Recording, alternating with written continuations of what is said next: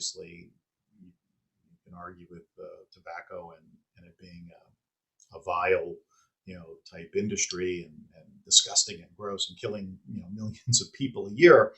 All right, at 32% profit margin, it's a pretty fat profit.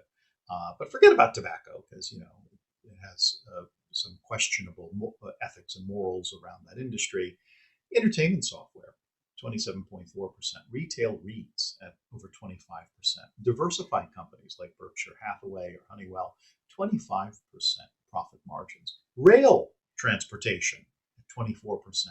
System and app software like Microsoft, Oracle, it's almost at 23%. Financial services, excluding banking, at 22%. It's like Visa, MasterCard. Water utilities, boring utility companies, 21%. And then semiconductor equipment, 20%. Semiconductors at 20%. So this is an area of the market that's been getting so much attention. You can't go a single day, I think, without hearing about NVIDIA in the news.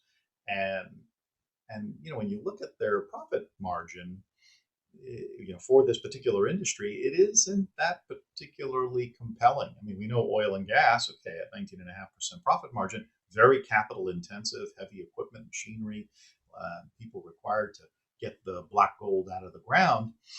Semiconductors, you kind of have this idea that's a little bit more technology driven, but boy, those margins seem to be a bit thinner than I think most people might think. So that's an important thing to keep in mind. Asset management, our industry, 17.6% profit margin. Computers and peripherals, 16.8%. Oil and gas distribution, 16%. General utilities, 15.5%. So it's just a nice graph, I think, that Visual Capitalist does. They do a lot of very nice graphs. And this one succinctly depicts the industry net profit margin on average within that particular industry. And it's just a great reminder about valuations and the like.